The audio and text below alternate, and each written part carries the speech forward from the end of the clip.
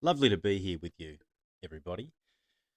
Before we get going, I just want to acknowledge Code Red, a national dyslexia body which started right here in South Australia, which has been a game changer. So I want to give a shout out to Sandra Marshall and all of the multitude of people that have really worked hard to move the needle on how we teach reading in Australia. All right, everyone, you are in for your own medicine today. I don't have any handouts, but we're going to be working really hard because we're going to have many moments today where you're going to have to read with me from a screen. There are going to be times that I'm going to ask you to read from the screen. Sometimes I'll ask you to read silently and do a task, and sometimes I'll get you to do pair shares in full sentences. So, because humans have limited space in working memory, we're going to establish these routines from the get-go because these are exactly the same routines we use with students in classes when we teach the science of reading. And today is all about why we do this stuff. So I'm going to be assertively upholding these routines. So with that out of the way, let's embark on the weirdest keynote I've ever done and probably the weirdest keynote you've ever been part of. Okay. Oh, yes, and there'll be some I read, we reads, and you read. So be ready for that. I really do want you guys to participate with gusto today because how well you do this will have dividends in how much you remember from today. So let's have a look at our learning intentions. So from today, if I do my job half well, you'll be able to list the 3 resources that thinking draws upon and describe the limitations on working memory. You're going to be able to describe cognitive load theory and also explain what intrinsic and extraneous cognitive load are. You are going to be good at talking about how routines are incredibly important in all teaching because they are able to maximize intrinsic load and minimize extraneous load. And you'll be able to describe how spaced interleaved and retrieval practice is incredibly important to the way we teach literacy. Okay, so let's start with what we teachers need to know about memory. Let's dive in with a guiding question. So memory is the place where you hold information in your brain. Right, so this is a fictional student who wrote this, and you can see automatically straight out of the blocks, there are things that aren't automated here. Spelling errors are obvious. This student has not automated a whole heap of spellings. But the easy bit, or the thing that we would think is the easy part, the full stop, is missing. So this begs the question. This is going to be a guiding question I want you to think about and we'll address after I've gone through some basic stuff on memory. So the question is, why do students forget seemingly simple things like remembering to put a full stop at the end of a sentence? Now, I have borrowed this question from Ollie Lovell. There it is, Cognitive Load Action in Theory. It's a cracking read. And Ollie Lovell, I've also drawn some of the ideas from Ollie Lovell's online cognitive load therapy course. So I do need to acknowledge that because Ollie Lovell has done an absolute smashing job of explaining this stuff. So I'm going to try and successfully translate some of that today. So there's our question. Why do students forget full stops? Right. Well, we need to dive into how our memory works. So let's start with that. So to try to answer this question, let's have a look at how human memory works. So when we think, we draw on 3 resources. We draw on the environment, working memory, and long-term memory. So there they are coming up right now. So they are always in play whenever we think.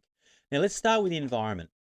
Now, you don't often think that the environment is part of our thinking processes, but it is. The environment is an unlimited external source of information. So it's everything outside of our bodies, right? It's books, it's the internet, it's school, it's teachers. So we folks who educate kids make up part of the environment. So what we need to know about the environment is it is an unlimited source of information. It contains everything outside of our minds. And the key thing to remember about the environment is that it is an unlimited external source of information. All right, let's move on. Let's have a look at long-term memory. So this is where all of our memories are stored. Life facts, factual information, and any procedural knowledge. And anything that we can bring to mind or say or do is stored in long-term memory. So many go as far as to say that we are our long-term memory. So as far as researchers can tell, long-term memory has no storage limits that can be reached in a lifetime. And the key thing to remember about long-term memory is that it is an unlimited internal source of information. All right, let's get on to working memory. This is the one we spend a lot of time on today. Working memory is where all conscious thinking takes place. It's where we plan, think to ourselves.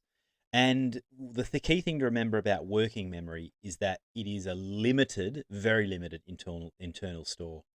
So let's do some multiple exposures to begin automating and chunking this working memory definition, because I don't want it holding us back later. So I'll read, we read, you read, my turn from the screen. You can track with me. Working memory is where conscious thinking takes place. It's where we talk to ourselves, plan, and rehearse. It is limited to about 4 to 7 pieces of information. Okay, so let's do your turn. Working memory is where conscious thinking takes place. It's where we talk to ourselves, plan, and rehearse. It's limited to about 4 pieces of information. Now it's time for you to read it on your own. Go.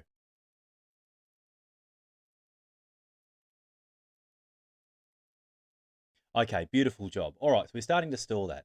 Now I want you to do a pair share. See if you can pair share. You can peek at the screen sideways, but see if you can remember that and share it with the person next to you. Peek if you need to. Off you go.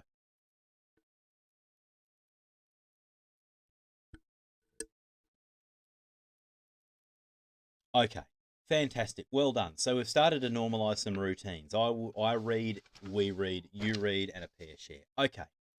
All right, fantastic.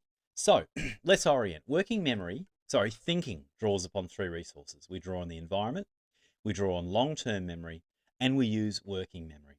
So let's do a bit of retrieval. Let's not do retrieval. Okay, so we're going to jump straight into a pop quiz now. So here we go. How to do the pop quizzes. Notes away, close laptops. In silence, I want you to read the questions, select your responses and jot them down. So you'll be selecting A, B, C, D, or a combination of more than one. Red timer wheel will show you how long you've left to respond. Okay, so get a piece of paper ready. Make sure you write the question number and then put A, B, C, D, or any of those as your answer. Here we go. Number 1, thinking draws upon 3 resources. What are they? Go.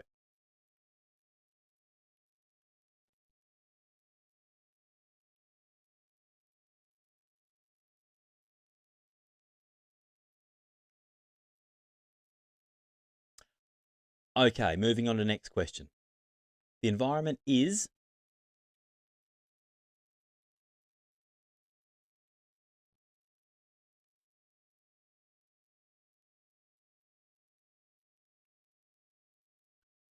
fabulous. Hope you've answered in time. Here comes question 3.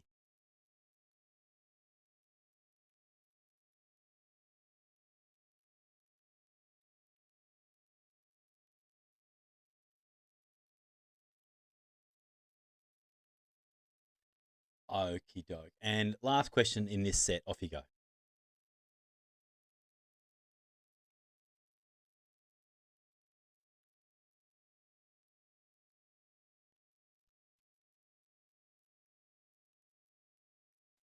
Okay, folks, so let's see how you went. Now, you've got an idea of the pace we're working at today, so do your best to keep with me, and you will need to say switched on. Okay, question 1. If you answered A, you are correct. Thinking draws upon the environment, working memory, and long-term memory. Number 2, the environment is an unlimited external source of information. Question 3, the long-term memory is an unlimited internal source of information. And for question 4, we had A, B, and C to be correct. Working memory is where all conscious thinking takes place, where we talk to ourselves, plan and rehearse, and it's limited to 4 to 7 pieces of information. Okay, well done. All right. Okay, so let's zoom in on working memory. Now, working memory is the only way that information gets in or out of long-term memory. Now, if we understand working memory and we teach with its limits in mind, we will do better with kids. They'll learn faster. If we don't understand the limits of working memory, then we're going to waste precious time. Okay, so folks, let's see if we can remember. We're going to do a you read. I want you to read off the board. See if you can work out what's behind the block. So off we go. 3, 2, 1, you read.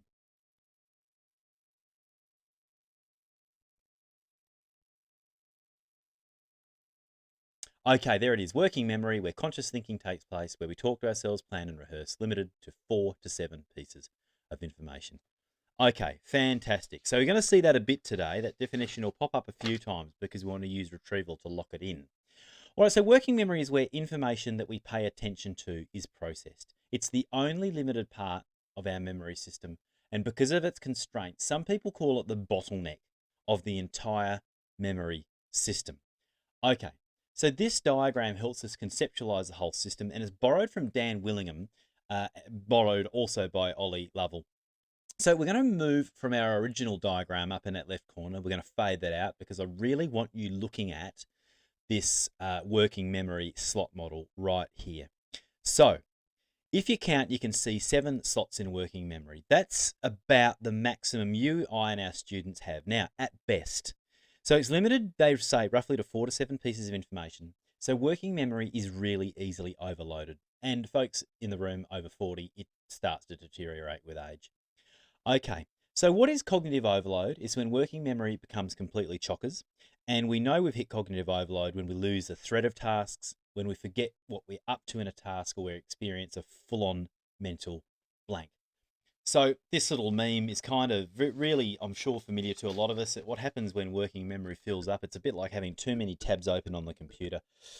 So my mind is kind of, or my working memory is a bit like the internet browser.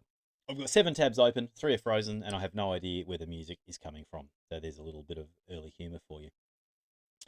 Okay, so here's a question about working memory. If it's that limited, if we can only deal with somewhere between 4 to 7 pieces of information at any one time, how on earth is it that we humans can do more and more complex tasks and think more and more complex thoughts? Right, the answer to this is a great little trick our brains do. It's called chunking and automating. And by chunking and automating pieces of information, we can reduce the load on working memory. So let's have a look. Let's pretend we're inside the head of a student who has never written an uppercase B before. So if you've never ever written your uppercase B before and you're learning to do it, then it involves a whole heap of unrelated tasks. You might be thinking about ball, like the B in ball. So there's 2 working memory places gone. We've got the phoneme of B and a ball. And then we've actually got the motor activity of writing a letter B. We've got a pen stroke from top to bottom.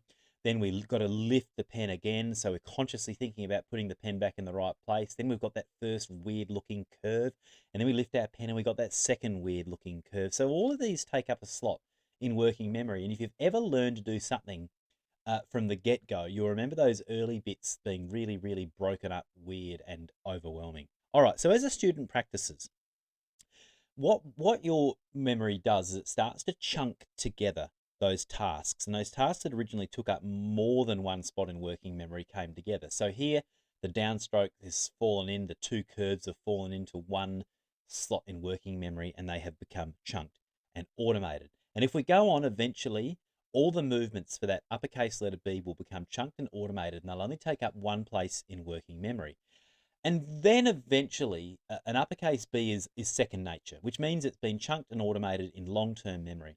And when that only takes up one slot in working memory, then students have got working memory space to fill, which is free to deal with where uppercase letters go, like sentence starts, or proper nouns like the B in my name, Bill.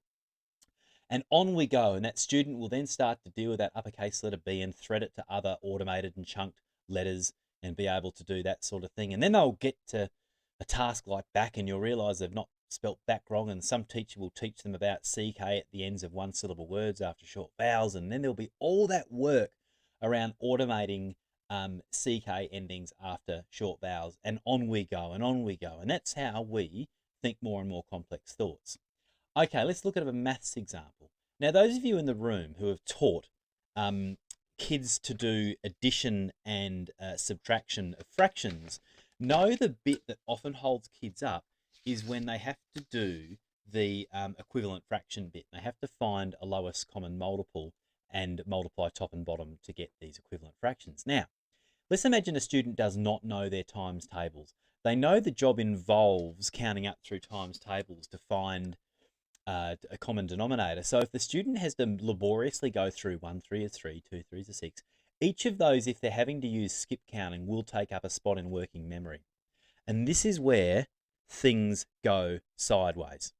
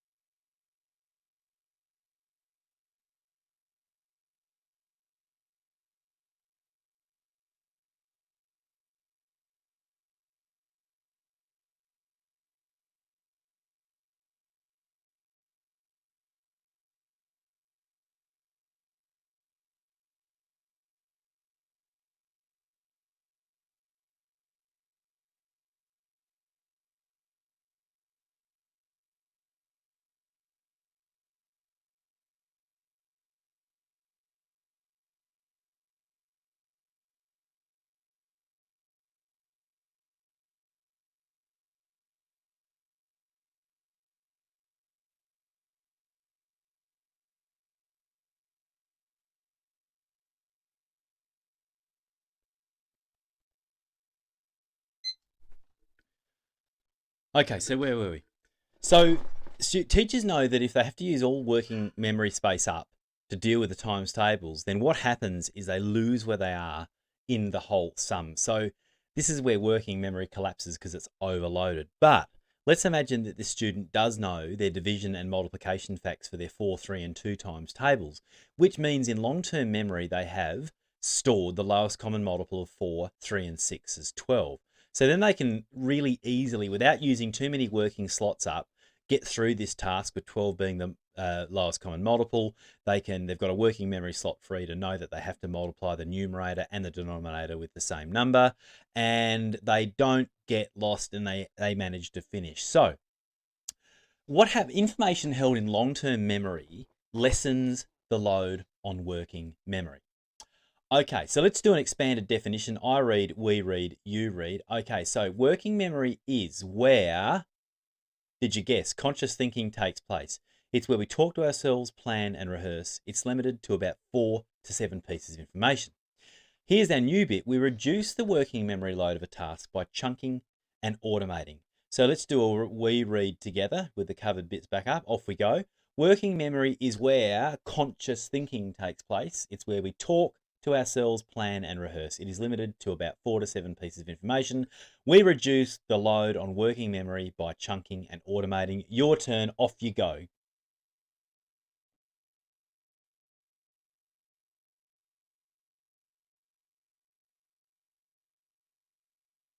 Okay.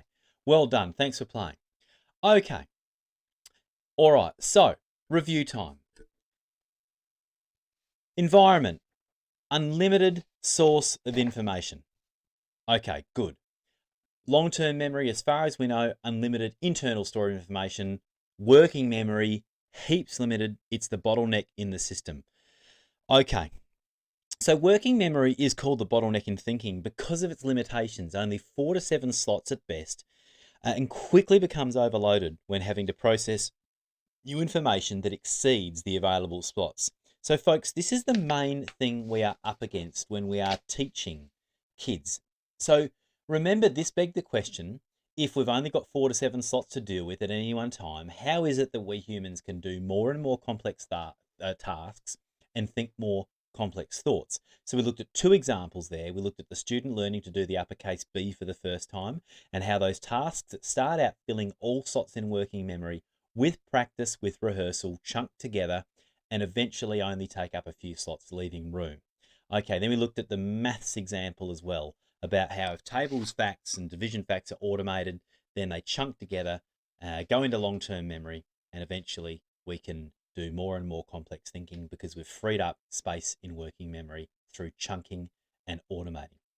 Okay, so folks, we're going to now do an activity to explore the limits of working memory. Now, this is taken from Ollie Lovell's online course, and I've made some tweaks to it. So, hopefully the activity we're about to do will drive home some of the concepts that we're starting to chunk and automate. Okay, so in a moment I'm going to show you a list of 18 letters in a particular order. Now, I don't want you to write anything when they come up. I just want you to stare at the letters on the screen and try to remember as many as you can. Have a pen and paper ready, so after the 30 seconds, I'll disappear them and you can write as many as you can remember down. Okay, so here we go. Timer begins in 3, 2, 1. Just stare at the screen, no writing. Go.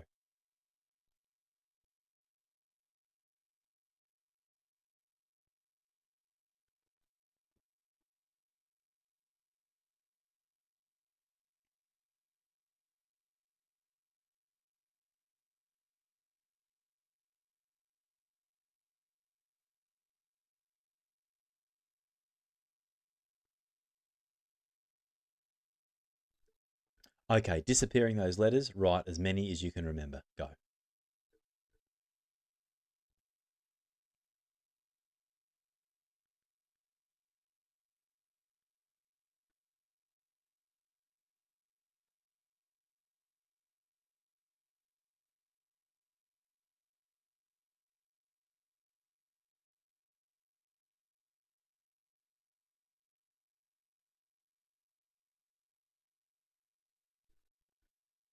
And time's up.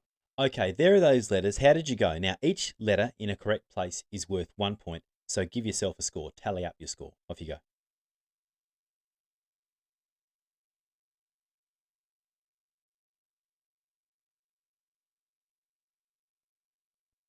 Okay, eyes back on me. Eyes back on me. All right.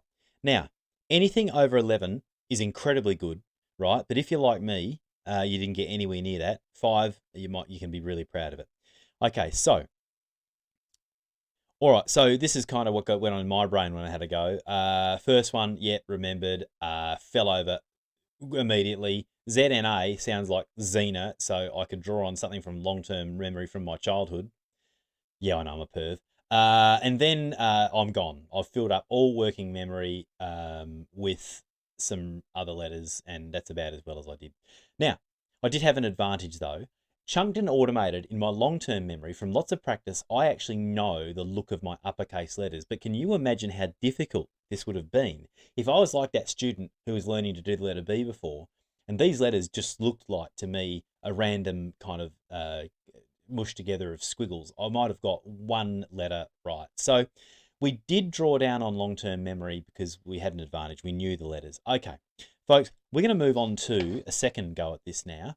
Another set of 18 letters, same task, but something may be a little bit different. So when I say go, I just want you to stare at the screen and see if you can remember or hold on to as many as you can. No writing yet. 3, 2, 1, here we go.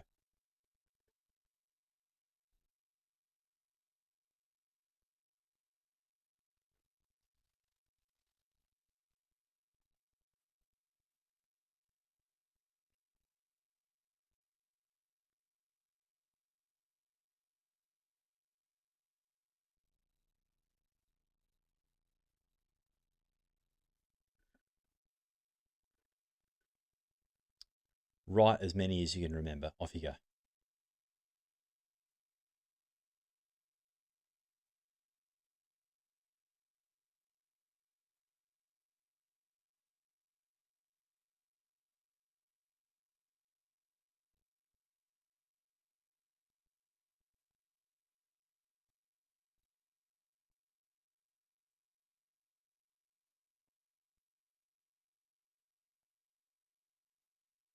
Okay, so how did you go this time? Now remember, each letter in a correct space is worth a point, so tally up your points.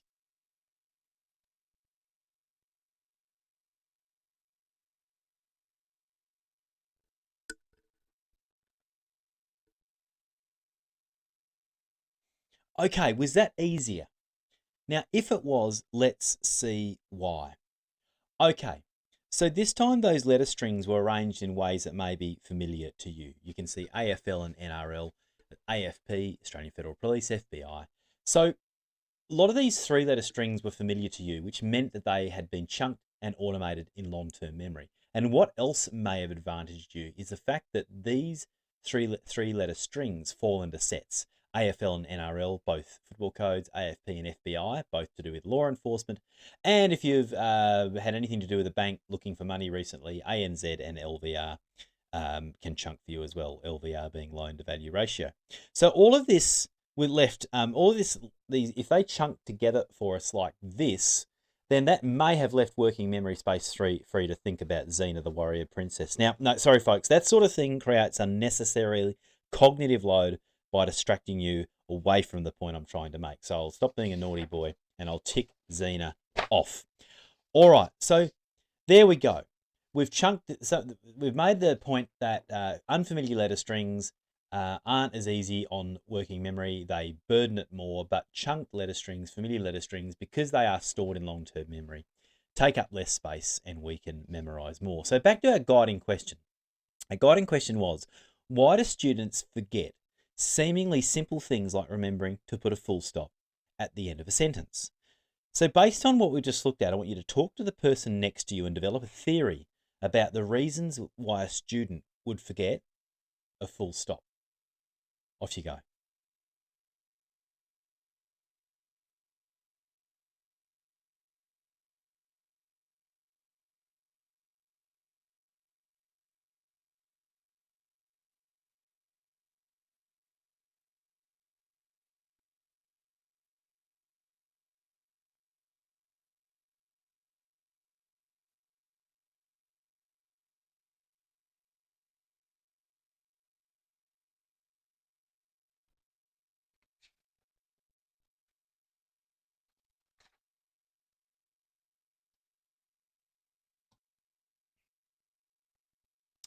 Okay, fabulous. Okay, so the answer to that question lies in the fact that when you look at the elements involved in writing that sentence, many elements of that task were not automated for this student. So the spelling of memory, place, information, and brain. So you can see the students obviously had to pull up and think hard about how to spell them. And that's probably used the student's working memory up. So they've used up all of those available slots, trying to remember the correct spelling of those words.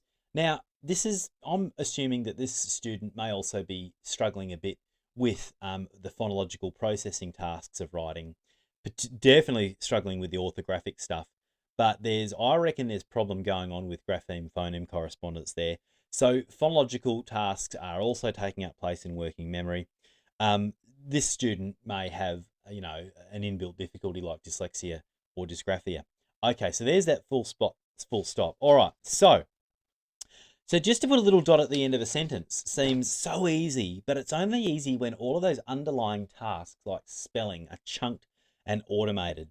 But if working memory is being filled up by seemingly lower level tasks, then simple stuff like putting a full stop is elusive because working memory has already filled. So let's do a pair share full sentence. I want you to see if you can remember this working memory definition. Off you go.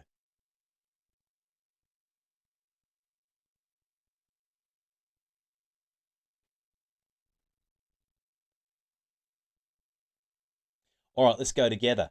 So working memory is where conscious thinking takes place. It's where we talk to ourselves, plan, and rehearse. It is limited to about 4 to 7 pieces of information, and we reduce the working memory load of a task by chunking and automating. Okay, folks, we're about to do our first retrieval practice. This is how we do them. You put all your notes away and close your laptops because you are going to be going from what you've managed to hold in your memory so far. So you have 60 seconds, and I want you to do this silently. In those 60 seconds, I want you to silently write or illustrate everything you can remember about how we do more and more complex tasks and think more and more complex thoughts, in spite of working memory's limitations. Please, folks, no talking till I end this task. If you feel like talking, don't. Give other people a chance to do this. Off you go, 60 seconds.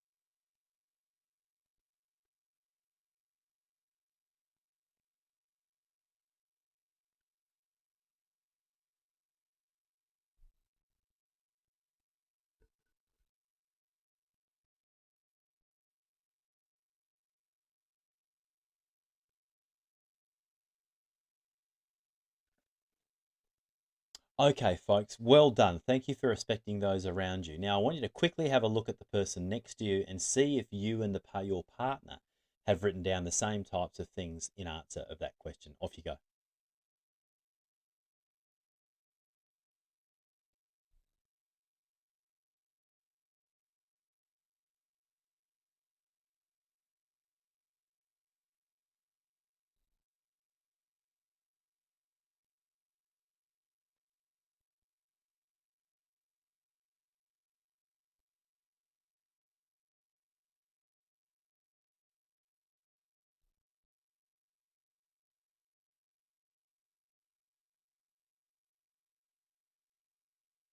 Okay, well done, folks. Thanks for that pair share.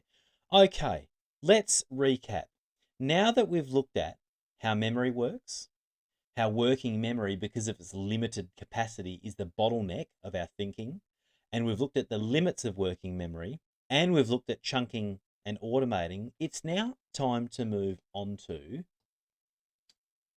Sweller's cognitive load theory. All right, so this is Australian cognitive psychologist and educational researcher John Sweller. Now, John Sweller is a professor emeritus at the Uni of New South Wales. Now, numerous articles have been written by Sweller on cognitive psychology and education. He focuses on how people learn and how instructional design, how we teach can be improved to optimize learning outcomes. And it's all about working memory. So cognitive load theory has been Sweller's most influential contribution, and it proposes that the amount of mental effort required to process information during learning affects how well that information is learned and retained. So he says that when learners are presented with too much information or are asked to do tasks that require too much effort, then they become overloaded in a cognitive sense and learning may suffer. Now, Sweller's work has had a really significant impact on how we teachers design our instruction, and particularly in the areas of multimedia learning and problem-based learning. All right, so how important is this work? Well, Dylan William once tweeted, "I have come to the conclusion that cognitive load theory is the single most important thing for teachers to know." So that is huge. So we better have a look at a definition of cognitive load. So I'm going to read it first. I read, here we go. Cognitive load is anything that takes up space in working memory. Let's read together. Let's go. Here we go. 3, 2, 1. Cognitive load is anything that takes up space in working memory. And your turn.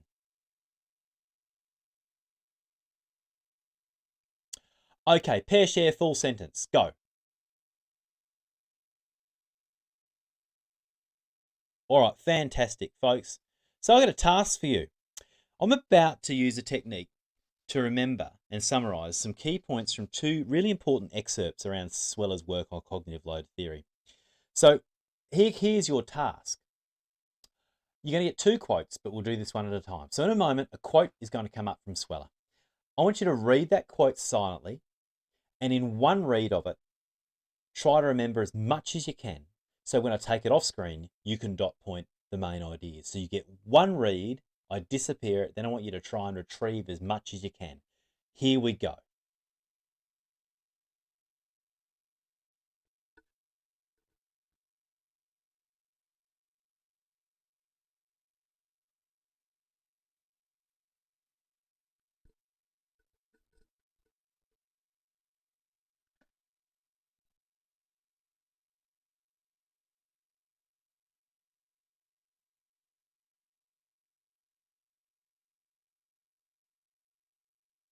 Okay, so when I disappear, I want you to dot point as much as you can remember from that quote. Here we go.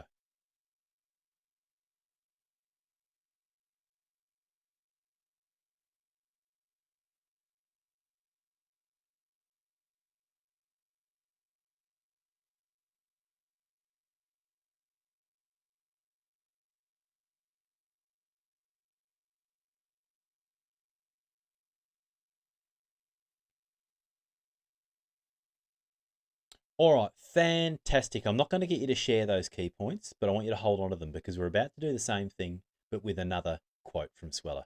Here we go. Remember as much as you can, read it as many times as you need. Go.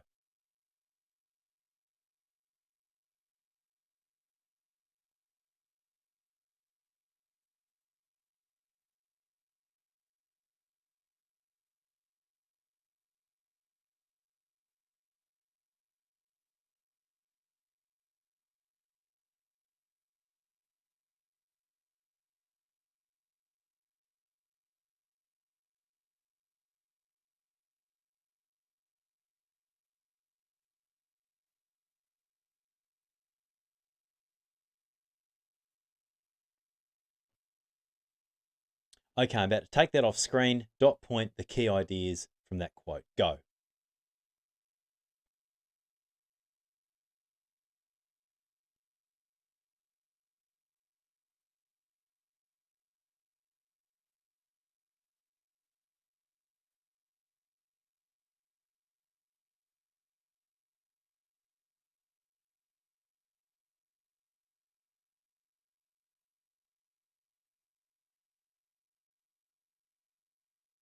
Okay, folks, now I want you to get both sets of keynotes and I want you to see if you can synthesize them both into one set of key points about what Sweller's saying about cognitive load theory.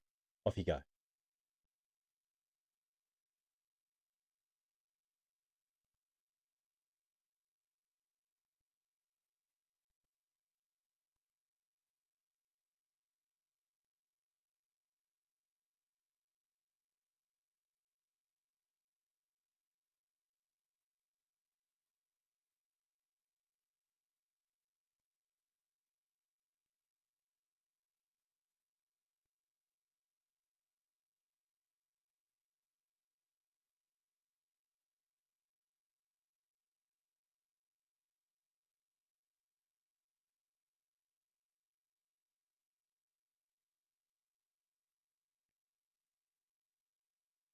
Okay, now compare with the person next to you, and if you need to, adjust your summary. Off you go.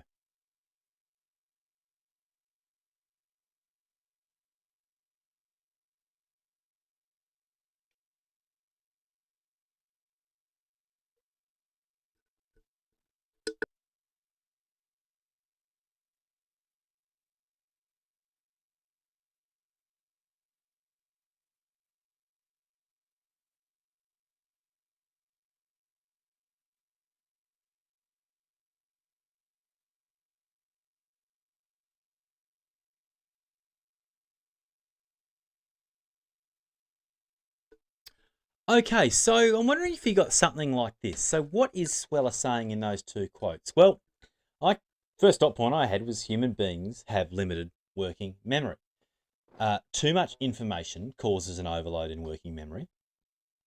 When working, this was really interesting for me. When working memory is overloaded, learners retreat and avoid the source of the incoming information. So that's an evolutionary kind of defense mechanism.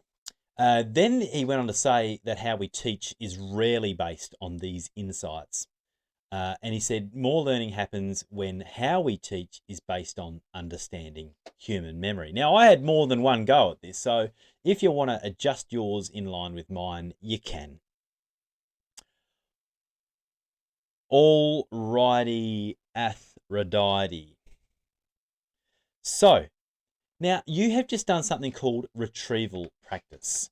Now, I only gave you time to read those once. I didn't give you multiple reads. I just gave you that time for one good read, maybe 1.5 good reads. And then I asked you to stretch to withdrawal from memory, to pull down from your memory everything you could remember.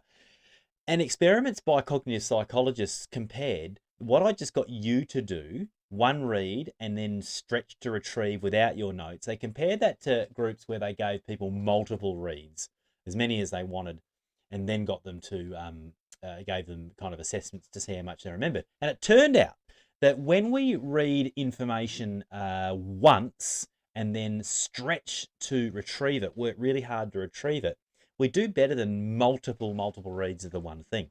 So that's just I thought that's quite interesting to do, and so that kind of brings life to the whole idea of the quiz, the pop quiz with kids. So that's from a book called Understanding How We Learn. Very important book that I read a couple of years ago. So it's definitely worth getting a hold of. I don't know if Flick's got that select, but it's worth a read. Okay, so let's get into our cognitive load definition again. Here we go. Cognitive load, pair, share, full sentence. Off you go.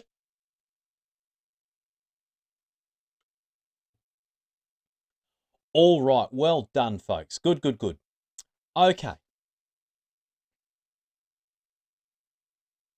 All right, so here's the most important part, I reckon, of the session. Here's a modified look or a modified diagram of working memory, and it's a modified version from Caviglioli's diagram of human memory. So if you have a look, what's come out of working memory is that big circle, and if you look at it, you'll notice it is divided into 3 parts. We'll go from bottom to top. We've got this thing called intrinsic cognitive load, or called intrinsic load. Then our next session above it, which looks like the froth on the top of a beer, is extraneous load. And then we've got this blank open spot at the top called remaining capacity. Okay, so let's put aside the working memory diagram that we've been looking at so far, and just put some lines in to show that working memory divides up into things that load it in ways that are called intrinsic load, information that can load it extraneously, and sometimes we can have some remaining capacity left over. So the division of working memory looks better in this bar model, where we put intrinsic, extraneous, and remaining capacity into a kind of a bar model. So those of you who teach maths will be familiar with this. Okay, so now we need some definitions of these different categories of cognitive load. So let's start off by looking at intrinsic cognitive load. So intrinsic cognitive load is the good stuff. It's actually what we want loading up working memory. And intrinsic load is the load associated with the core learning taking place. It's the load when we're teaching. It's the stuff we want students' working memories to be occupied with. So intrinsic load is good. So everyone, read with me. Here we go. Intrinsic cognitive load is the load associated with the core learning taking place.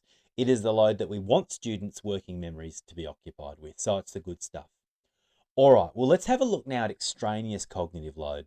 Now, extraneous cognitive load competes with intrinsic load for working memory resources. So extraneous cognitive load comes from, my turn, it comes from the manner and the structure of instruction. And it draws students' working memory resources away from the core information that we want learned. So this is the cognitive load that we want to minimize when we teach. Okay, so let's we're going to fire up the word cracker, because to remember extraneous and intrinsic, it can help to link it to some stuff already in long-term memory. So I'll put extraneous into etymology online, and I found out that the main root of this is strange. So you can see what's gone on there, a suffix ous, meaning full of. So extraneous information is full of strange information. So we can think of it like this. Extraneous load is created by strange information that doesn't have anything to do with the core learning intention. All right, so let's have a look at intrinsic then, the good stuff. So again, onto etymology online, I put intrinsic in, and we've got this Latin intrinsecus, which means inwardly or on the inside. And that's all we need to remember, that intrinsic cognitive load is load put on working memory by important stuff, because it's stuff coming from inside what we want our kids to know. It is the stuff we want them to load working memory with. All right, so it's information inside the core learning intention. So their suffix in is doing its bit. All right, so let's now have a look at let's go back to the stuff that we don't want filling up kids' working memories, extraneous load, and we'll read the definition together. So read with me. Here we go. 3, 2, 1. Extraneous cognitive load comes from the manner and structure of instruction, and it draws students' working resources away from the core information to be learned. Okay, so to increase learning, our goal becomes to try to make sure that what takes up most of students' working memory capacity is information that is intrinsic or inside what we want them to learn. And what we teach, and that we teach in a way that maximizes the amount of working memory being used up by the stuff from inside our learning intention, and we minimize the amount of those 7 spots in working memory that are taken up by stuff that's outside our core learning. Okay, so whenever we teach, cognitive load is one of the constraints that we're up against. Extraneous load, we have learned, can be created by the how we teach, the manner of instruction. And it's obvious then that when we reduce distractions that students face when we teach, we reduce extraneous load and we free up working memory, which then can deal and be directed with the productive learning, therefore optimizing intrinsic cognitive load. So a key insight of cognitive load cognitive load theory, is that there are many things that we teachers do that unwittingly draw students' working memory resources away from the core stuff that we want them to learn and end up being superfluous to learning. So let's just go through a few things that we teachers might accidentally do that creates extraneous cognitive load. So we might present too much information at one time. We might be using complex or unfamiliar vocabulary before kids have embedded in those meanings. And that's why I'm working so hard to get those definitions of intrinsic and extraneous cognitive load into you. We may use unclear or confusing examples. We might move around too much as we teach, and kids are actually tracking our movement and not what we're saying. We might use too many multimedia elements at one time, and kids don't know where to look. Sometimes we present information in a poorly sequenced way, and that can make it hard for students to follow, and they use up a lot of their working memory just trying to work out where we are. Sometimes we speak too quickly, too softly, or too much. Sometimes we lose students in a sea of blah, and we fill up their working memories with just too much language. Sometimes we teach in a way that expects teachers to multitask, to go between stuff in front of them, stuff on a board, and that can fill up working memory. And sometimes we just go on, we fire off into a new teaching area, but we don't provide enough background information to activate prior knowledge. And sometimes there's just not enough prior knowledge and we need to teach stuff before it, which comes back to poorly sequenced teaching. So, cognitive load comes from the number of elements that we actually ask kids to think about and consider at any one time. And it's also created by the interactions between those elements. So think about when we teach, which of the elements that we use to deliver are core to what we want students to be looking at and thinking about. So what are intrinsic, and what might we be doing? Which elements might we be unwittingly putting in front of kids that could be drawing those limited working memory resources or slots away from what we want them to learn? So the stuff that's extraneous. So blanking the screen and talking to you is really counterintuitive to me, because I'm accustomed to talking to stuff on a slide. But then I read that when information is presented simultaneously, the same information is coming out of a presenter's mouth that's on a screen, that ends up vying for the same working memory slots. So reading from the screen is no longer a really good thing. I'll try not to do it. So now you can see why this is a really difficult presentation to put together, because while I was putting it together, I was thinking about this stuff about competing elements and how do I sequence this in a way that maximizes your intrinsic load and minimizes extraneous load. And it did my head in, but I had to accept that even though my best attempts to minimize extraneous load would be poor because I'm new to this and I knew you guys would forgive me. However, from this point on in the presentation, you might drift off from me if I create too much extraneous load. You might drift off and start thinking about how my presentation style is helping or hindering in terms of how your working memory resources are dividing between intrinsic and extraneous load. So welcome everyone to my nightmare. Okay, so I'm just going to have to plow on with the knowledge that it is actually impossible. It is impossible to eliminate extraneous load. It is always there. And if it's not coming from your manner or style of teaching, it could be coming from other things in the environment that we don't have much control over. So we'll go on with this new frame of reference, though, where we start to think about the how we teach. We start to think about how we teach and how that might be loading up kids' limited working memory slots with stuff that's extraneous or outside what we want them to be thinking about. Okay. But now, look, this is pretty rough on teachers because you're thinking, hang on, stuff that distracts kids' working memory or fills kids' working memories up to stuff that's not related to what I'm teaching doesn't just come from my manner of teaching. So here we go. So let's talk briefly just about classroom environment.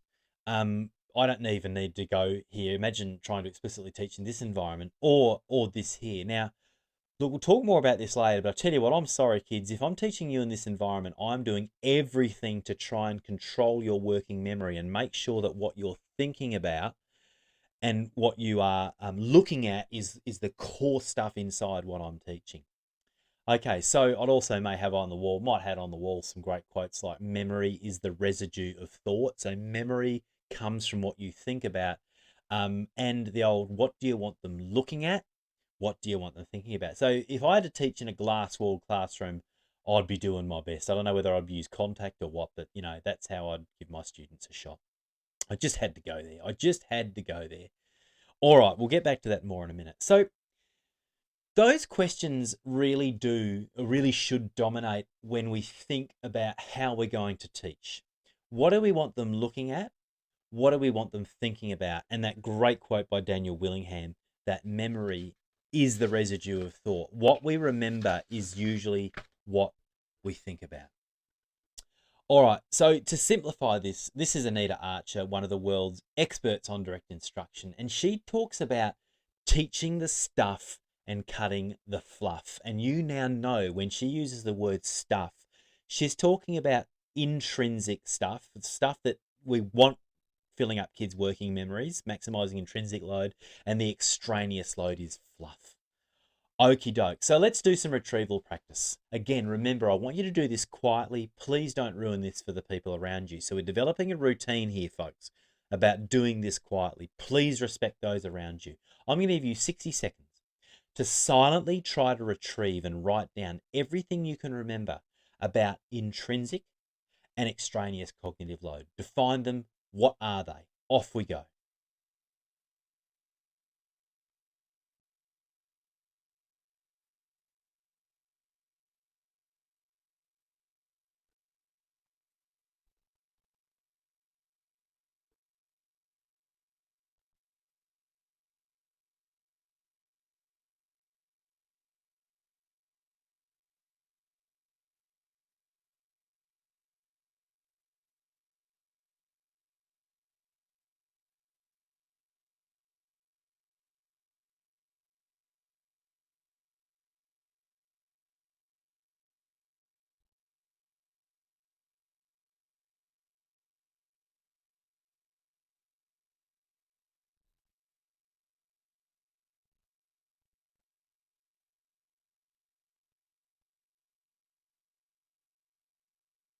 Okay, thanks for following that routine so well. That was brilliant. Okay, now quickly check with the person next to you, have a quick look and compare notes and add to yours anything you need to add from theirs. Off you go.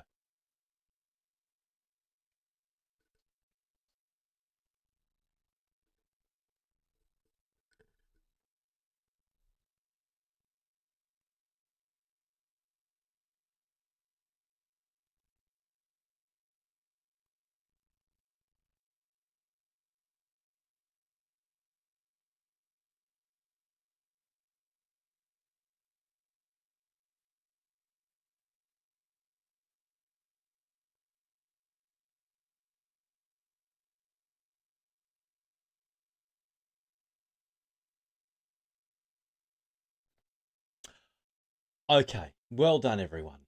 Thank you again for following those routines. We're getting really good at these routines, and we'll talk later about how routines can maximize intrinsic load and minimize extraneous load. Okay, let's do a review. Okay, we're going to do a review set now. We're going to look at some of the definitions that we've covered so far and do our best to retrieve them together. Okay, read with me. Off we go. 3, 2, 1. Working memory is where conscious thinking takes place, where we talk to ourselves, plan, and rehearse. It is limited to about 4 to 7 pieces of information. Okay, can we please do a pair share in a full sentence with the person next to you? Off you go. Excellent, well done. Okay, read with me. 3, 2, 1, here we go. Intrinsic cognitive load is the load associated with the learning, with the core learning taking place. It is a load we want students' working memories to be occupied with.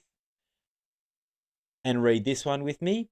Extraneous cognitive load comes from the manner and structure of instruction and draws students' working memory resources away from the core information to be learned. Okay, all right, so let's recap. Here we go. Cognitive load, anything that takes up working memory. Intrinsic load is the stuff we want loading kids' working memories up because it is inside our core learning intention. Extraneous load comes from how we teach. It's the manner and structure. Okay. All right, folks, it is pop quiz 2 time. Okay, the routine is the same as last time. Can you please pop your notes away, close your laptops.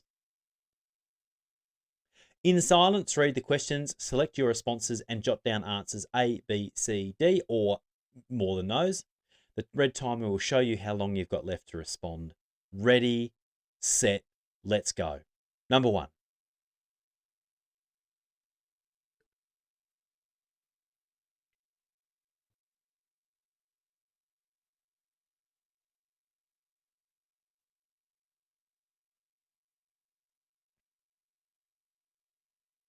Okay, question 2.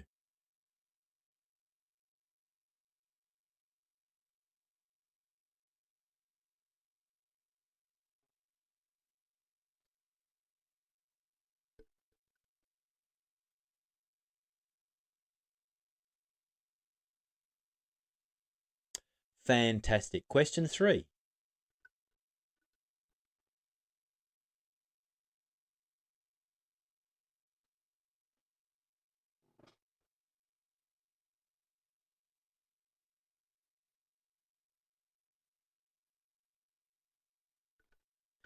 Here comes question 4.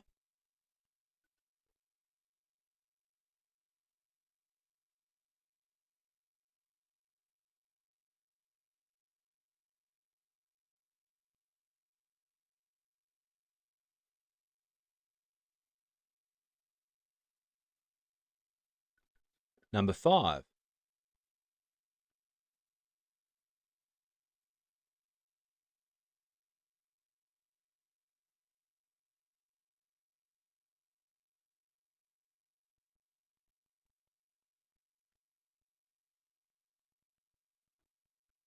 Last few to go. Number 6.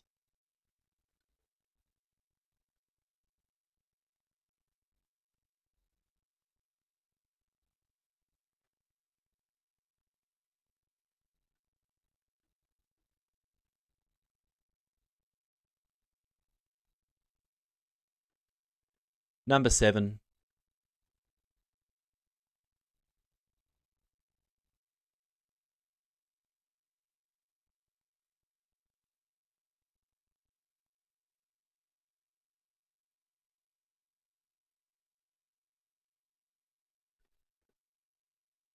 Number 8.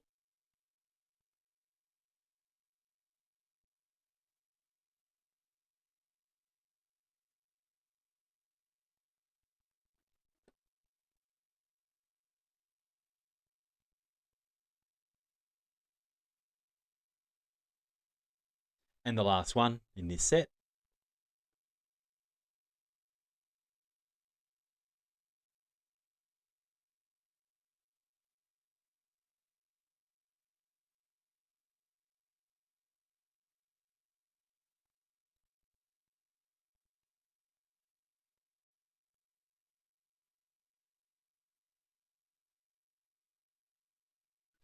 Okay, beautiful.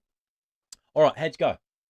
All right, number 1, working memory is all of A, B, C, and D. It's where conscious thinking takes place, where we mentally talk to ourselves, where we plan and rehearse, and it's limited to 4 to 7 pieces of information. Number 2, to overcome limits of working memory, we chunk and automate information through practice and pop it in long-term memory.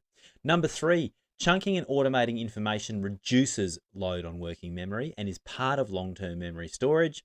Question 4, long-term memory can be loaded by both intrinsic and extraneous cognitive load.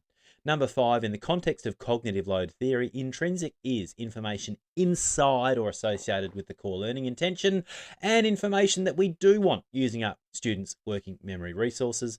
And extraneous in this context means information we don't want using up working memory resources and information from outside the learning intention. Working memory load from information core to the learning intention is, of course, intrinsic load. Information that draws working memory away from the core information is extraneous load. And the goal of teaching is to increase intrinsic load and decrease extraneous load. Okay. So, we're going to delve a little bit deeper now into this stuff of intrinsic and extraneous cognitive load. So we're looking at John Sweller again, right? Okay, so let's have a look at an example here. Now, this is, you're looking at the a fictional inside page of a predictable and repetitive text. All right. So it says, Bill rode his pony beside the creek. So we're going to have a look at an example of what is considered what is considered intrinsic and extraneous cognitive load can change depending on what we're trying to teach. Now, in days gone by, the 3 cueing method dominated early reading instruction, and it was based on a core learning intention that if a student misread or couldn't identify an unknown word, that they would use pictures and other meaning cues around the unknown word. So if we look at this from an intrinsic and extraneous load perspective, decoding in this model was seen extraneous load, and context and syntax and pictures were seen as intrinsic load, what we wanted kids looking at. So let's just say a student misread the sentence like this. They misread pony for horse because they were looking at the picture. After a failed cueing attempts, if the student was asked to pay attention to the first sound which was guessing a student might, if the teacher says it's wrong, the student might go, Bill rode his house beside the creek. But you see, none of these cues are helping our student. All right, so after all these failed attempts, we've got a kid with overloaded working memory, really confused. But we've got to remember that in this old idea of teaching kids to read, the learning objective was to use meaning and picture cues so kids could work out unfamiliar or misread words. About 20% accuracy rate. So this approach saw meaning and pictures as intrinsic information, and it saw extraneous information to be the process of decoding. Now, thankfully, we have flipped. Now that we know how the brain stores words, things have turned the other way around. And intrinsic load now we want to be caused by decoding. We want kids to use those limited working memory spaces to be doing the sounding out. And we now consider picture cues as extraneous or outside or distracting from actually what kids should be doing. Okay, so there's some really interesting research by Torcasio and Sweller about actually having pictures in kids' reading material, in beginning reading materials. So I'll leave you a moment to read the slide quietly.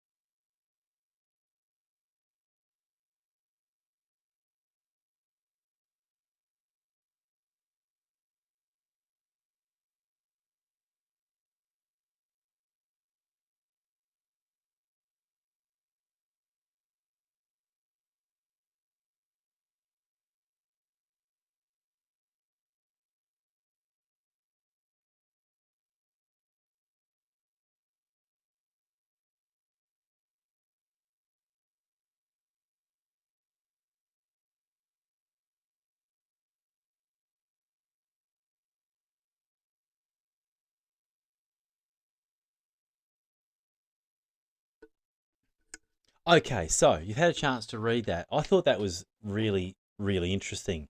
So, those of you who are familiar with our connected text in Playberry Laser might now know that we were very deliberate in not putting pictures in. So, okay.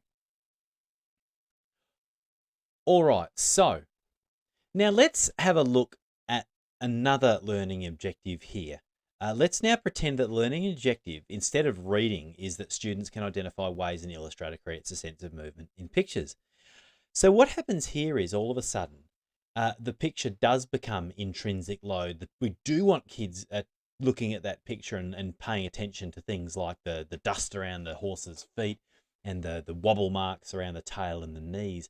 So and what becomes extraneous load in that new learning intention is the writing at the bottom of the page. So this really opens a can of worms when we look at intrinsic and extraneous load, because whenever we look at our instructional materials, slides that we work from, worksheets, etc., from a perspective of what is the stuff that we want loading up kids' working memories and what is the fluff, the stuff that's extraneous or outside, it really starts to do our heading. It's a bit frightening, but once you get your head into this gear, it's really, really important for our kids. So let's recap. I'm going to give you a moment to read that silently. Off you go.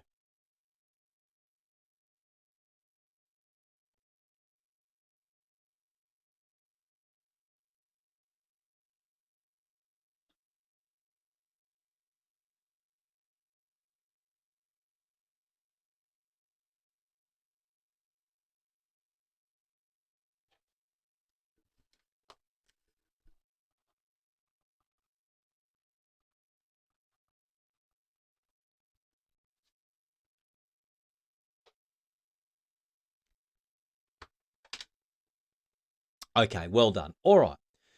So when we reduce distractions that students face, we reduce extraneous load and we leave working memory free to be directed at the stuff that is inside the learning intention, what we want them looking at. All right, so let's go back to this. We cannot not talk about classroom design here. Now, I'm not going to insult your intelligence and get you to spend too much time on thinking about why kids really struggle to learn basic skills, particularly kids with struggles in environments like this. But let's look at this one here. This is a little bit.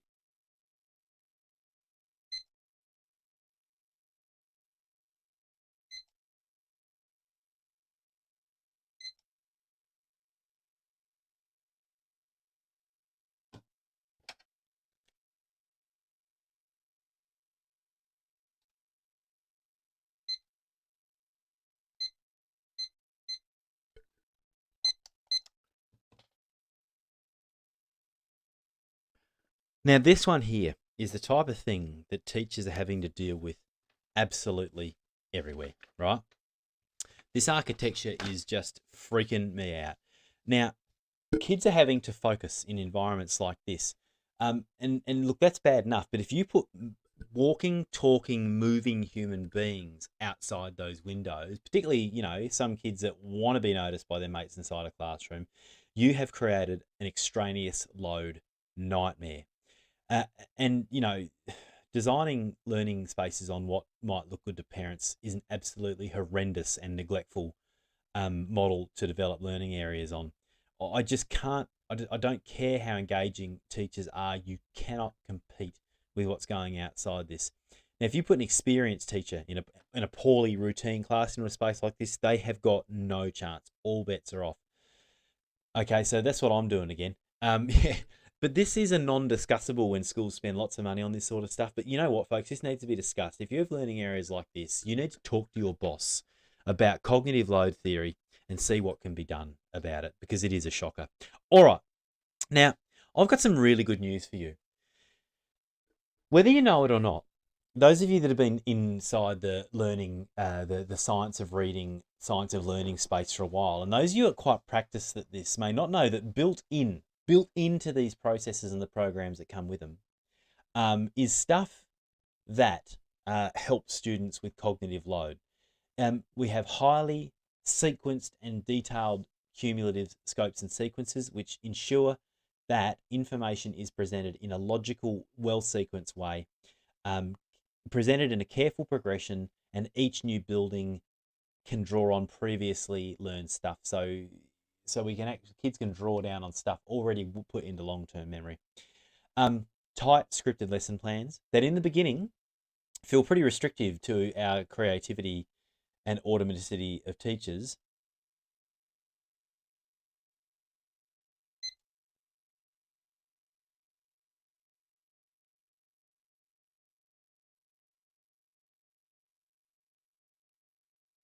Yep, just in the middle of a run through at the moment.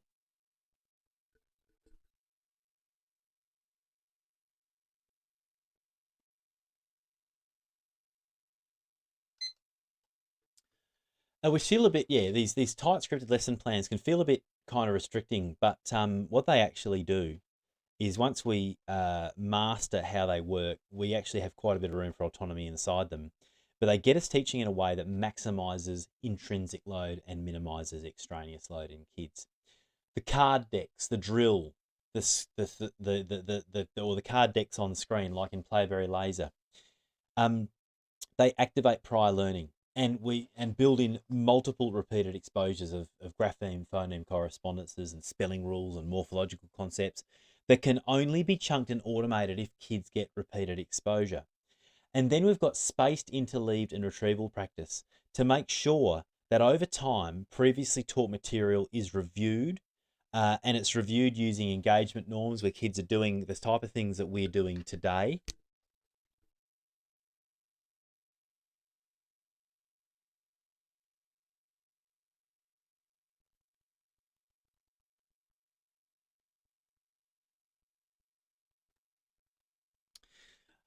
Yeah, so they can, and interleaved among other content.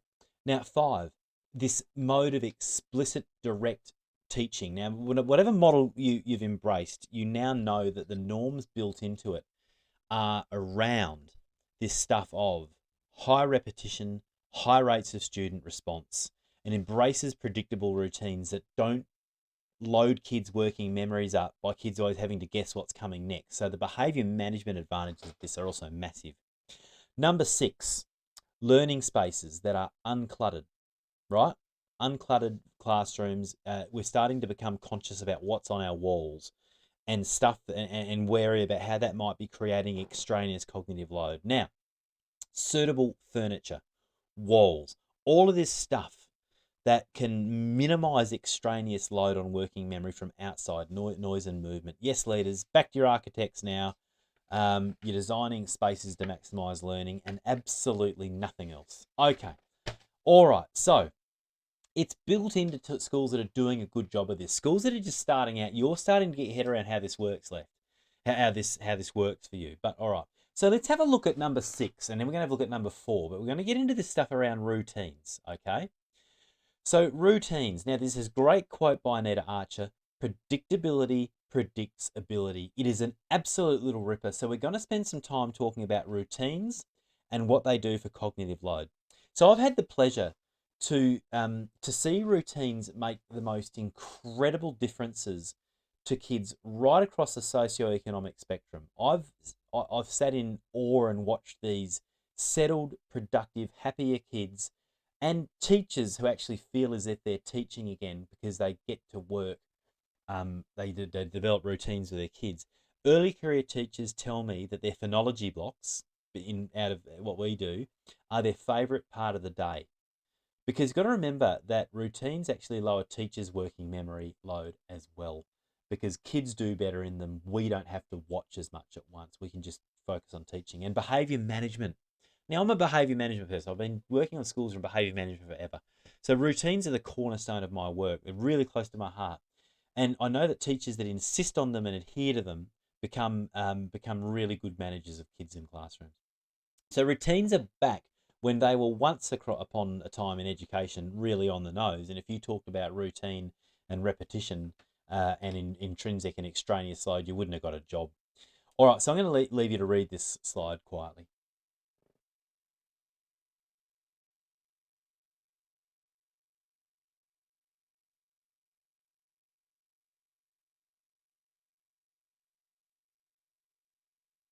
So really love that bottom one. Why do routines work? It's simple.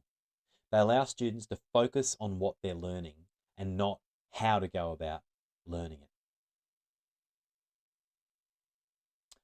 Okay, so we're about to show you now my wife, my very clever wife, Christy, teaching a class. And you're going to see some full-on routines. All right, now these kids, of course, know they're being filmed, right? But you talk to anyone who uses routine within science of reading teaching really well, and they will tell you that this is not unfamiliar. I've worked with so many teachers that have gone, my class will never be able to do that.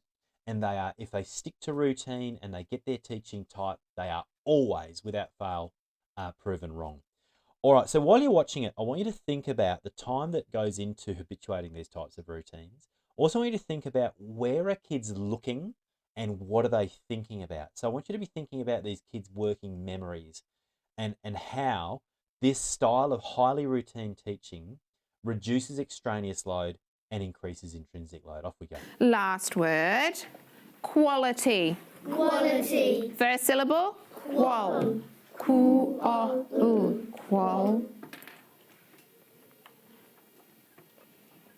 Second syllable, it's a schwa, but I'm going to say it in my spelling voice. I. I. Last syllable, T. T-E. Chin it when you're done.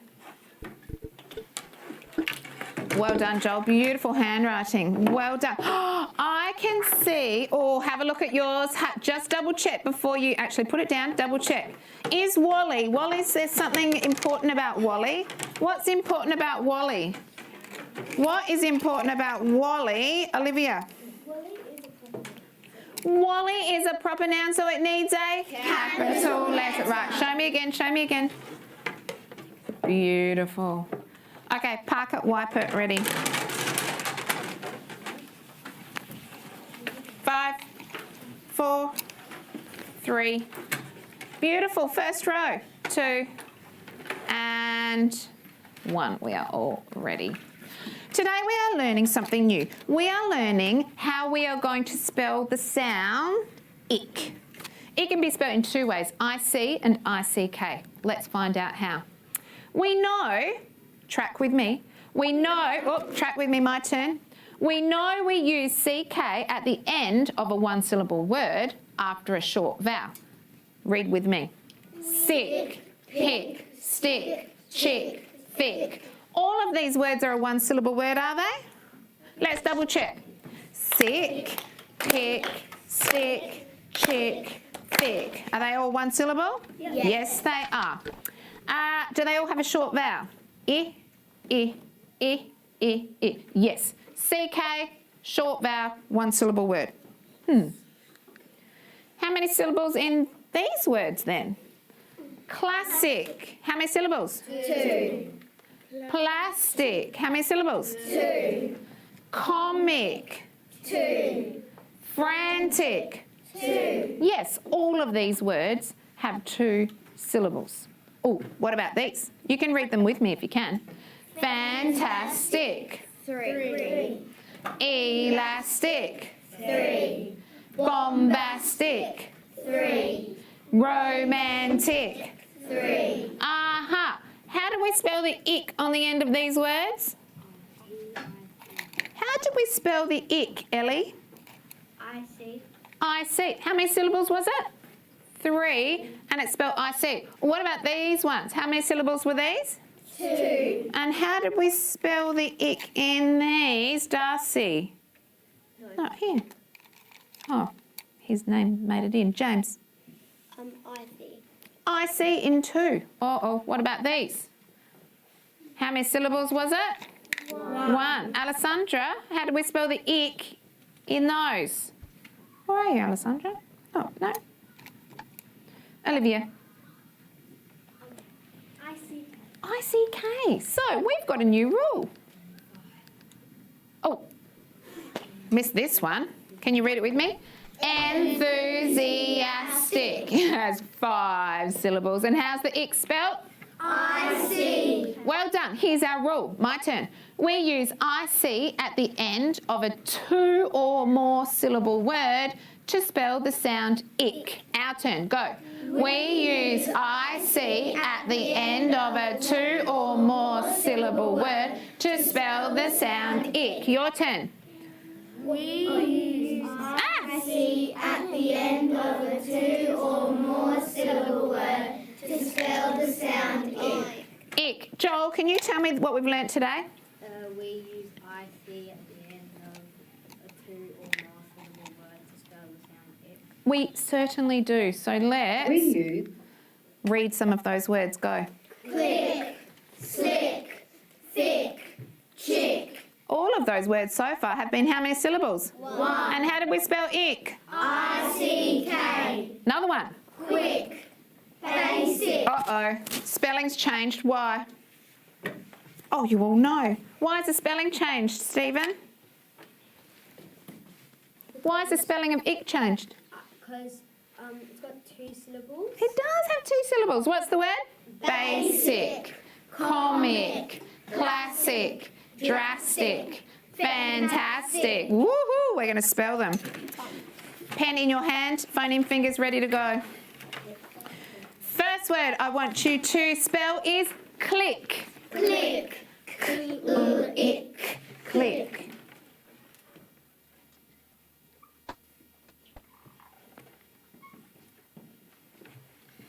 Thick. thick, ick, thick.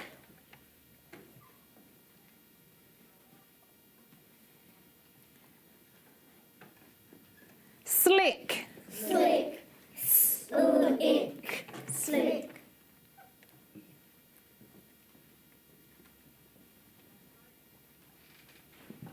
Chick. Chick, ick, chick.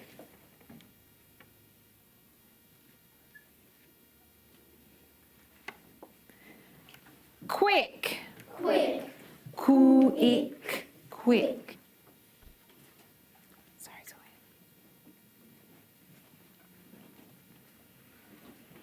Oh, here we go with a 2-syllable word. Ooh, did that give you a clue?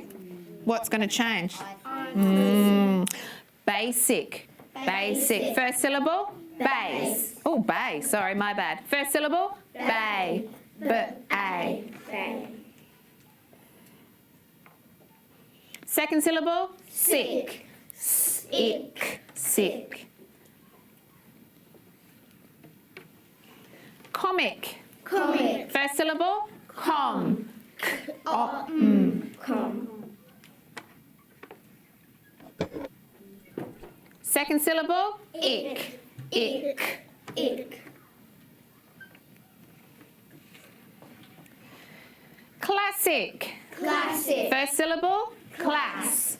Class. Class. Second syllable? Sick. Ick. Sick.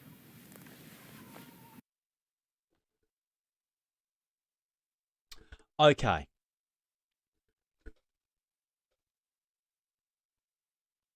All right. So, now those videos will be up. There's also some videos of Sarah Battistella teaching year ones. I think they're going to be going up on our Playberry Laser platform. But you can view them and have a look. Now, I see kids doing so well in those types of routines everywhere I go. Salisbury Primary School is a shining example of this working anywhere, right? So what you saw was a section of a Playberry Laser phonology lesson. So you saw routines in all forms there, and routines automate tasks that we don't want contributing to extraneous load, but tasks that are important for learning. Now, sometimes we need to give resistant kids additional practice with these routines, and that's okay. But the routines themselves become chunked and automated, and when kids have routines around whiteboards and where they look and when they chorally repeat and all that sort of stuff, then it frees up working memory space for the intrinsic stuff, the intrinsic load that we want them thinking about. All right, so there's Anita Archer again, and she, in an interview that I listened to, a podcast, she said some really interesting stuff around opportunities to respond. So you saw lots of opportunities for students to respond, and those responding opportunities were surrounded by routine. So the effect size is huge for opportunities for students to respond. Anita Archer says, and she's right, and I've seen this everywhere, as student responses go up, so does on-task behaviour. As student responses go up, so does learning.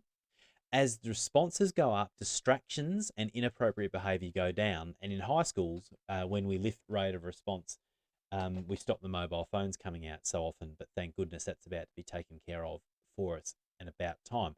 So I tallied up how many responses, opportunities students had to respond within that highly routine section you saw. I counted 53 choral responses, 7 non-volunteer responses where Christy's pulled the pop stick and questioned a certain student, 13 board responses, either writing or chinning. So that worked out to 1 response every 5.66 seconds. Now, you just don't have the opportunity to fall asleep in that type of teaching, right? So if Christy and the content was the intrinsic load, the stuff about teaching IC, ick to spell IC on the end of 2 or more syllable words and ICK on 1 syllable words, then what was going on there was those routines, and that high rate of response in those routines was dragging kids' attention constantly off of extraneous stuff in their environment or what they were thinking, and it was zooming it back in on the intrinsic stuff. So their working memories, we were increasing and maximizing the load around the intrinsic core learning and minimizing extraneous load. So that's kind of really important stuff to think about. All right, so now I want to zoom in. They were the macro routines. They were really important, but I want to zoom in on a micro routine around spelling IC, IC spellings of ick. So intrinsic load, again, is what we want to be processed in their working memories. And chunked and automated, we want to chunk and automate the 2 ways to spell ick. Now, I see the 2-syllable and more syllable word as a suffix, often a suffix to form adjectives and nouns, but in this lesson it's not being discussed as a suffix. That's probably going to cause a bit much load until these kids have done a whole lot more work on morphology. So what's being taught and practiced are those 2 ways that we spell ick. And it's a terrific spelling rule that does reduce spasmodic spellings of ick. So let's now imagine, we are now going to imagine that we are in the brain of a student who, for whatever reason, has a limited working memory space for stuff they hear. So limited auditory working memory. Now remember, 7 slots is the upper limit, right? And we would know many students that have less than 4 slots. So this student may have a phonological working memory deficit. They might have dyslexia. Now, students are up against it from the get-go if they have limited working memory space. So let's have a look at this. So what we're going to do now is we're going to assume that a phonological deficit or something else is has ensured that the student only has a few spaces in auditory working memory. Okay, so working memory is pretty limited here in this student in their ability to hold and manipulate information in the auditory mode. But this kid has a saving grace. They are in a school that uses an exceptional literacy program, nudge, nudge, wink, wink, and the teachers are so tight on routines that this student already has stored in long-term memory all of the stuff around how to learn. They've also got previously taught instructional routines. They've got grapheme phoneme correspondences locked in because they've done so much review on them, which is tightly routine. Previously taught spelling rules are in there. And previously taught seating plan. We don't often think about that. But in these highly routine environments, we also work out where kids are sitting. We don't want them using up cognitive energy thinking about where they're sitting, right? So what does this mean? Okay. So let's just say this student has 3 auditory working memory slots to work with when they're doing this task of spelling a 2-syllable word like classic. Okay. So this student is going to come into this lesson and will not have her working memory space impacted by decisions about where to sit, how to sit, when to listen, when not to listen, when to write, when not to write, when to talk, when not to talk. Routines have taken care of all of this extraneous stuff, and it's freed up working memory to focus on what's intrinsic in the moment. Okay, so let's look at this finger spelling routine. So finger spelling routine promotes the chunking and mapping of grapheme phoneme correspondences.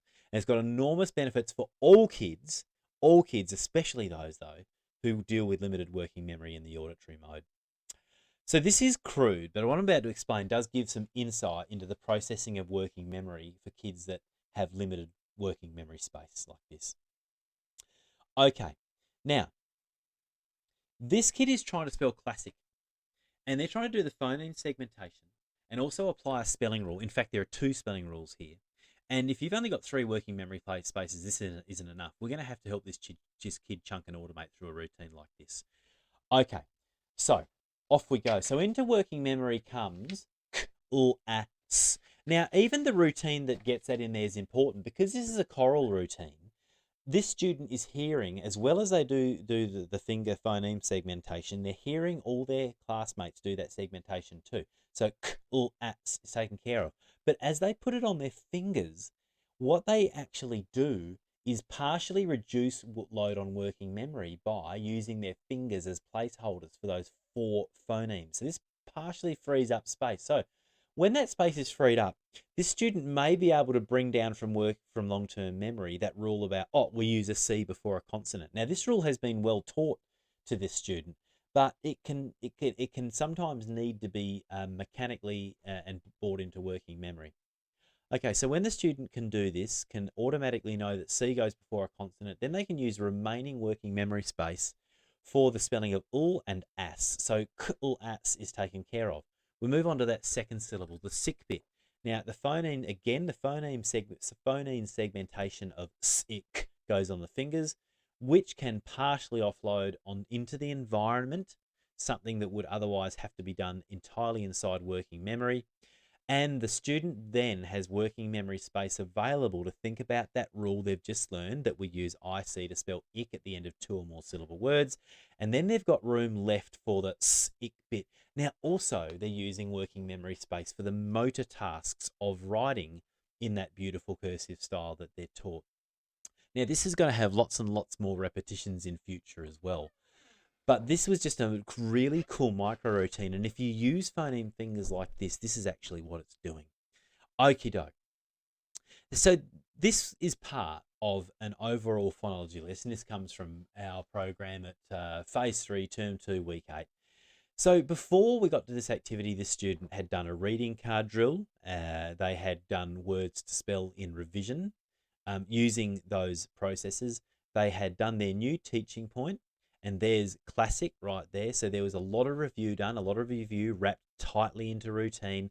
And then the lesson moves on to some heart words, where they're using the heart word routine, the multisensory routine, onto a dictation, onto reading of a connected text, and then some vocab work. But this whole process repeats. It is the same lesson sequence every time. So this highly routine stuff, kids know what to be looking at, what to be thinking about, and they don't wait, and an extraneous load or stuff that would create extraneous load doesn't get the chance it would otherwise get.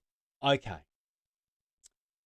All right, so this entire lesson, the school's working with this. One of the hard things around routine is getting this down into a time frame that works. And we, an hour is too long, but this entire lesson took 41 minutes, including a Hegarty phonological awareness drill that you didn't see.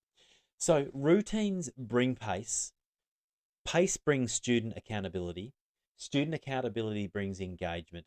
And engagement increases intrinsic load and lowers extraneous load.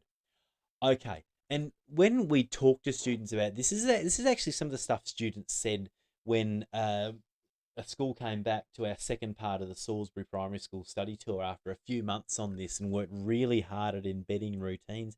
And they'd interviewed their students, and students from right across the learning spectrum these are some quotes directly from students. This is my favourite part of the day. I really feel like I'm learning. I know where I'm supposed to be looking and what I'm supposed to be learning. I swear to you, this is straight out of their mouths. I know what to do. I like facing the teacher because it helps me learn. Now, what these students are really talking about is the fact that they are not spending that time in cognitive overload because the teacher is so carefully through routine and instructional design. The teacher or the program or the combination of teacher and program are maximizing intrinsic cognitive load and minimizing load that would otherwise draw kids' working memory resources away from what's important, from what's inside the core learning. Okay, so let's have a look at embedding routines. Right, there are just a few tips that can make this a bit easier if you're in the middle of this. Number one, narrating the positive is really important. We need to talk as kids do the right thing. We need to say, thanks, folks, eyes and ears on me. People have set up really well. Thanks for chinning the whiteboard so quickly. Whenever kids follow routines, it's really important to point it out, okay? And what that also does is makes other kids who are less likely to follow routines to get on board. Okay. It's hard at first running. Okay. Describing and showing. We need to give explicit instructions as to what we expect students to do and model those actions with them. So if students don't follow routines, like I said before, we can use some of their own time to innocently reteach routines. This really, really matters. Now, you knew consistency was coming. Consistency is the key to embedding routines. We need to be consistent or students will stop following routines. For example, pens down, eyes on me, track me is said every time you want students to fully pay attention. Now, this is easy, given this is easier said than done, but students need to know exactly what we want and when we want it in a routine. And we need to prompt during the lesson, and like I said before, follow up with kids who are slow to learn routines. Okay, we need to show them that this matters to us in a calm and consistent way. And explaining routines can be important. Saying to kids, the reason I get you to do this is because I need your eyes on me, I need your brains on me. Kids, this is really important to get into working memory, so we need to control what else is going on. So lean forward and act like you're interested. Eyes and ears on me, track with me, repeat the person next to you. So it's really important to explain routines to kids in terms of working memory. Heck, you might even show them that 7-slot model and explain to them how working memory works. At very least, you'll dispel the multitasking myth that a lot of teenagers tend to suffer from. So good routines do make a lesson run smoothly and allow us to focus on teaching and modelling, but they do take time to embed. But if you're consistent and persistent with them, eventually you'll save a lot of time. You just have to, if you're not on board, you just got to trust me on this. So again, let's bring back that quote from Anita Archer. Predictability predicts ability. But I'm going to use one closer to home. Carol Sherry, principal of Salisbury Primary School, said on a study tour not long ago, and it was so important it needed to be written down. She said, with our kids with a lot of them with really challenging backgrounds and particularly trauma, with our kids, unpredictability equals risk. So this is really important. Okay, folks, so let's now get into our pop quiz number 3. Okay, are we ready to rock and roll? Here we go. Pop your notes away. Our routine is the notes away. Close laptops. You'll answer these in silence. Jot your responses down. The red timer will show you how long you have to respond. In silence, ready, set, let's go. Off we go. Number 1.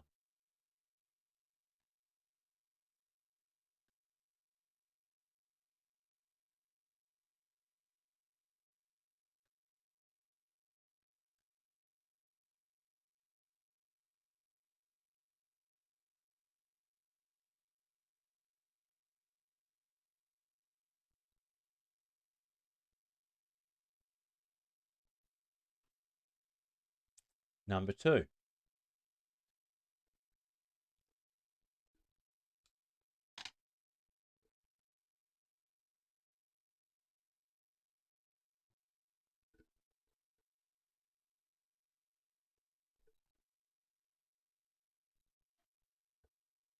Next question.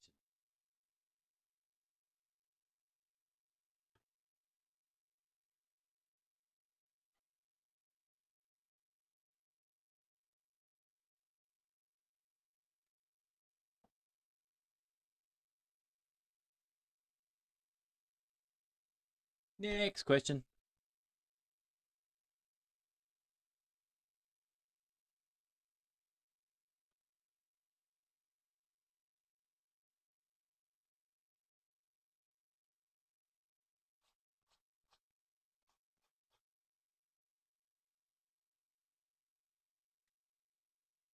Next question.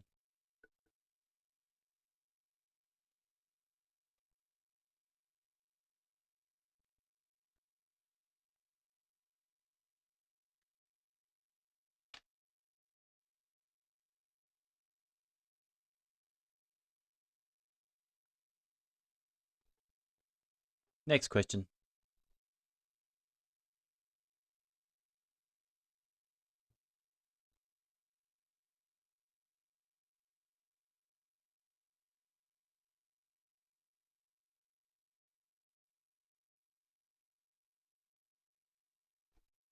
Next question.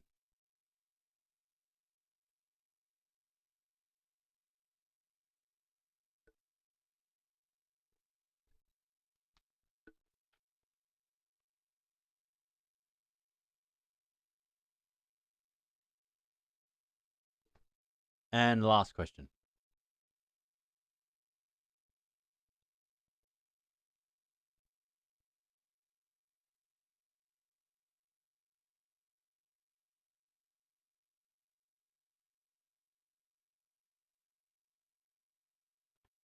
And the last question.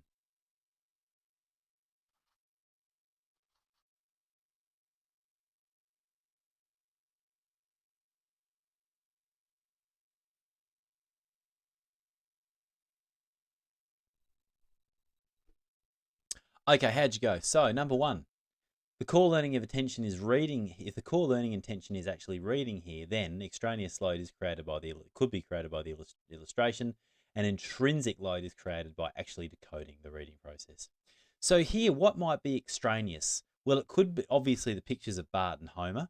Maybe the speech bubbles might be, the top and bottom lines of the algorithm could be extraneous, because remember that the core learning intention here is just finding common denominators for equivalent. So this was a bit of a tricky one.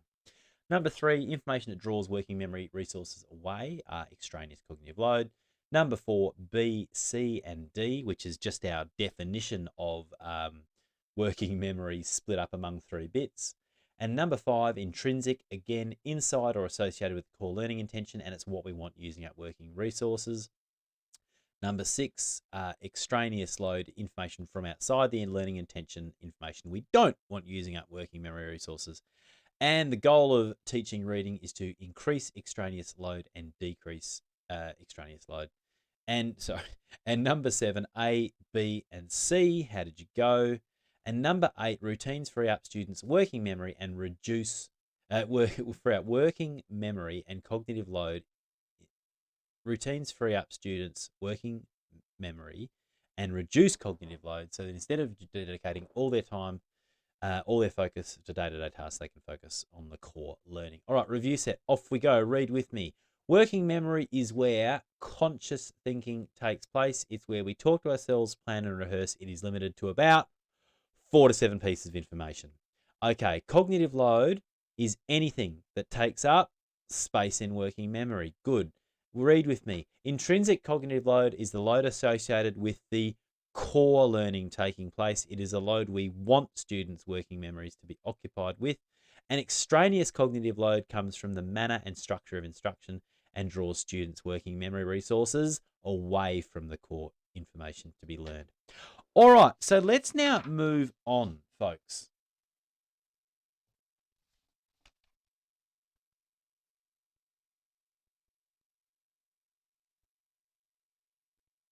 Okay, now we're going to move into spaced, interleaved, and retrieval practice. So why the fridge, you ask? Well, my colleague Sally Andrew, who teaches TSD1 with me, uses this beautiful little analogy about a long-term memory and short-term memory. So the fridge down the bottom is, you can think of a fridge's working memory. Now, the thing with fridges is stuff goes off after a little while, doesn't last long. So unless we move stuff into the freezer, where stuff lasts a lot longer, sometimes for a very, very long time, then we lose it. So when we talk to kids about getting stuff into long-term memory, we talk about the fridge and the freezer. So without rehearsal, here's the thing, without rehearsal inside working memory, without bringing stuff, looping it through working memory, we don't give our brain instructions about the fact that we want it to go into the freezer at night time. Now, I've been up to something today to try to maximize what your brain moves into long-term memory tonight while you sleep. I've tried to employ spaced, interleaved, and retrieval practice, probably sloppily, but anyway. So what have I been doing? I have been reviewing with you guys definitions, key definitions of things we wanted to do. And I've used some retrieval activities to make you stretch to retrieve. And we've also used some pop quizzes to try and just keep cycling this stuff through working memory for a couple of reasons. Number one, so it doesn't hold you back when I use these words. I've been trying to bring this back and bring this back so you can think more and more in complex ways about this content without having to load your working memory up with definitions. So I've tried to put a real focus on making sure you get enough of the definitions so they don't hold you up. Now, if you've been working really, really hard with me and you're doing the reviews and the choral reciting and you've been thinking hard during the retrieval tasks I've set, then there's a bigger chance that you'll be moving more of what you're learning now into the freezer tonight. If you've been goofing off and thinking about how annoying I am making you do this stuff, well, you won't do as well. Now, I've also thrown in spaced intervals and opportunities for you to put your notes away and stretch into working memory. All right. So here's a challenge for you guys. If you look on the front page of my website, just over near the Discast to Your Brain on the right-hand side, you'll see that little working memory thing. Now, if you click on that, it's going to download the full quiz, every quiz question from today. And I'm really interested in, if you do that quiz the day after tomorrow, which will be Saturday, I'd be really interested in how much you've retained and how much ease you answer those questions. Okay. All right. So I mentioned the forgetting curve just then, and many of you are familiar with it. This was invented by a guy called Ebbinghaus. Now, Ebbinghaus died in 1909, but he is considered, Hermann Ebbinghaus is considered the father of cognitive psychology. So he's a German psychologist and did some pioneering work on memory. This is his famous forgetting curve, which describes what review does to information that is first learned and held inside working memory. And he decided to do a series of remembering experiments on himself. He decided he would try to memorize nonsense syllables. And then he checked with himself about what review schedules would do. And he measured how much he could recall over periods of time if he did or didn't review these nonsense syllables. So he found that forgetting happens really rapidly after we first learn something, but then levels off over time. And also the rate of what we remember depends on how those memories are interfered with from other information, extraneous information. And and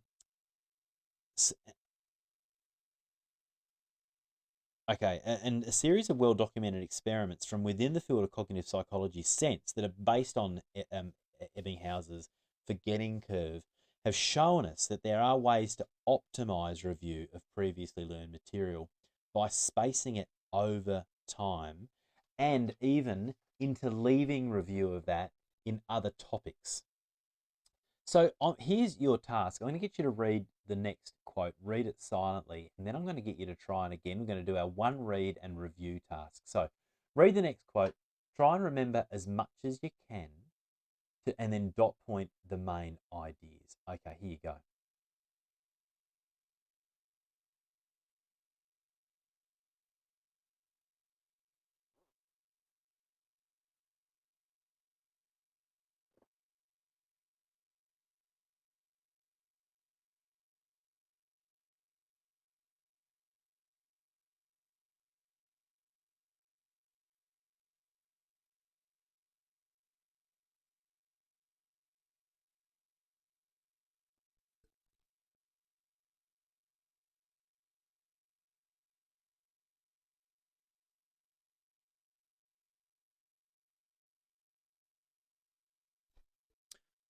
Okay, so there's your read. Now I want you to write down the key points that you can remember from that.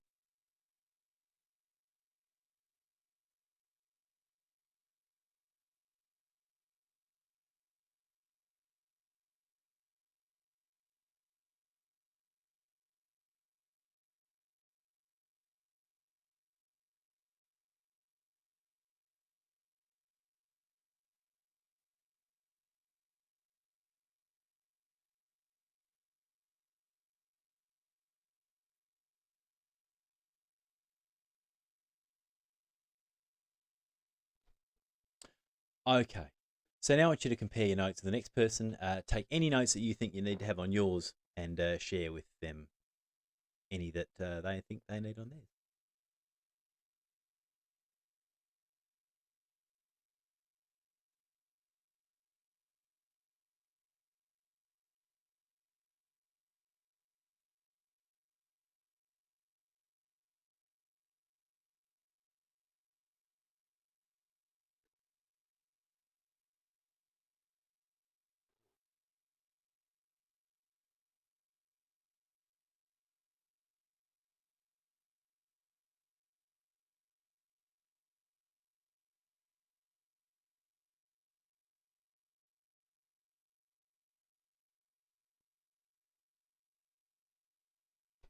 Okay. Well done, everyone. So the difference between information that is presented and reviewed in chunked or massed ways to information being presented in reviews in smaller chunks and spaced over time is quite important here. Now, we tell kids not to cram and to space revision out over time, but this doesn't usually work its way into how we teach stuff. So structured literacy teaching is thankfully the boat that this idea of spaced and interleaved retrieval has come back in on. So the once maligned elements of teaching, the stuff that we used to be told was no good, like drill and rehearsal and all that sort of stuff, and we thought that was rote learning and drill and kill. It actually ends up being probably a really, really important element that went missing from education, and that's why part of the reason our educational standards around basic routines have slipped so much. So there we go. That's kind of an idea. That's what I've tried to do today. I have taught our topics in 4 main bits, but what I've tried to do is bring back definitions and review in amongst that new teaching. So I was interested in looking at what was coming back and being reviewed over the 2 hours of this. So I just had a look through, and I realised that I had spaced my working memory definitions out pretty well. My chunking and automating definitions early, brought back in the middle. My cognitive load definition early, then another review later on. The intrinsic load definition and the extraneous load definition I definitely brought back. Could have done better. I mean, this is only over 120 minutes given, right? This spaced interleaves and retrieval practice is much more effective over longer periods of time, but you kind of get what I was trying to do here.